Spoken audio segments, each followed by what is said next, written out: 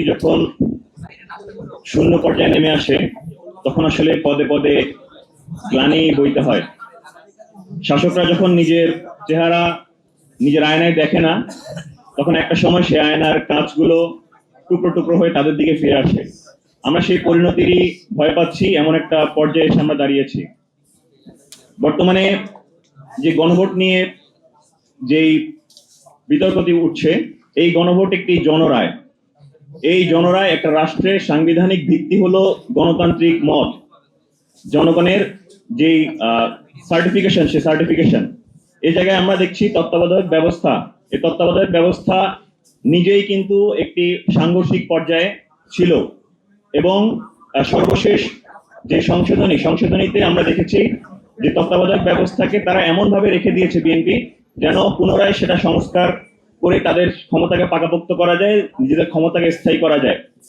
এই সংবিধান সংশোধন বনাম বেসিক স্ট্রাকচারের যে দ্বন্দ্ব বিএনপি জিয়ে রেখেছে, এটি আসলে তাদেরকে বিএনপি যে নিজের স্বৈরাচারের দিকে তারা ধাবিত হচ্ছে, স্বৈরাচার হওয়ার দিকে ধাবিত হচ্ছে, সেটিকে আসলে ইঙ্গিত করে। আমরা তাদের যে প্রতারণার কথা সবসময় দেখেছি যে তারা তাদের নিজেদের দলটাই ৭৭ সালে যে জন্ম হয়েছে গণভোটের মধ্য দিয়ে, ৯১-তে তারা গণভোটের পক্ষে ছিল, সেই তারা ৯৬ জনগণের সাথে প্রতারণা করেছে এবং সর্বশেষ যেই অবস্থান, সে অবস্থানের মাধ্যমে তাদের সে প্রতারণার জায়গাটা তুলে ধরছে। এটি আসলে আমাদের জন্য অত্যন্ত দুঃখজনক।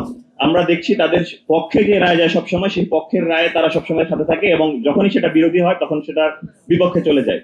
আমরা বর্তমান বাংলাদেশের রাজনৈতিক সংস্কৃতিতে কি দেখতে পাই যে খাসমহল, বিভিন্ন লুটপাট, দখলদারিত্ব, জলমহল, বিভিন্ন রকম যেই বাস স্ট্যান্ড, যে লেগুনা স্ট্যান্ড, কুরবানির পশুর হাট, এই জায়গাগুলোকে ক্ষমতাসীনরা কুক্ষিগত করে রেখে তারা নিজেরা মুনাফা ভোগ করার চেষ্টা করে খুব স্বল্প মূল্যে। দ্বিতীয় আরেকটা হলো টেন্ডারবাজি। এই টেন্ডারবাজির মাধ্যমে তারা ক্ষমতাসীনরা টেন্ডারকে দখল করে এই যে রাজনৈতিকরণ করে এবং এর কারণে তৃণমূলে যত প্রকার সহিংসতা, সংঘর্ষ, হত্যাকাণ্ডের ঘটনা সেগুলো ঘটে। এই রাজনীতিকে জিয়ে রাখার মূল লক্ষ্যই হলো এই জুলাই সনদকে বাস্তবায়িত হতে না দেওয়া, গণভোটকে অগ্রাহ্য করা। কারণ জুলাই সনদ যদি বাস্তবায়িত হয়, যদি গণভোটের এই রায় বাস্তবায়িত হয়, তাহলে এই যে ভোগবাদী মানসিকতার রাজনীতি, দখলদারিত্বের যে রাজনীতি, সে রাজনৈতিক সংস্কৃতি আর রাখা যায় না।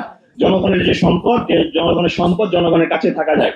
এই ভয়ে আমরা মনে করছি যে এই ভয়ে আসলে বর্তমান সরকার যেভাবেই হোক তারা ক্ষমতা এসেছে, তারা এই ভয়ে আসলে এই জুলাই সনদ এবং গণভোটকে তারা অগ্রাহ্য করার চেষ্টা করছে।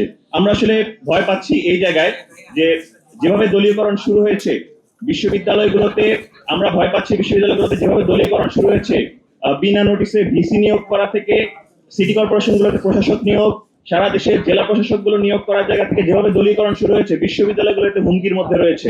বিশ্ববিদ্যালয়গুলোতে যখন এই দলীয়করণের মাধ্যমে লেজুর ভিত্তিকে আরো বেশি প্রশ্রয় দেওয়া হবে, এটি আস্তে আস্তে সেই গণরুম গেস্টন কালচারের দিকে আবার চলে আসবে। এই আশঙ্কা আমরা করছি এবং ছাত্র রাজনীতির যে অস্থিরতা, সেই অস্থিরতার জায়গাটাকে বিএনপি আসলে উস্কে দিচ্ছে, এটা আমরা মনে করছি। আমরা সামগ্রিকভাবে মনে করছি জুলাই আন্দোলনে যে একটা বড় স্টেক হোল্ডার শিক্ষার্থীরা ছিলেন, এই শিক্ষার্থীদের যেই চাহিদা পিএসসি এবং অন্যান্য জায়গাগুলোতে তারা হুমকির মুখে পড়ছে, and we are thinking BNP is digging their own grave. BNP is digging their own grave and the grave of their grassroots leaders.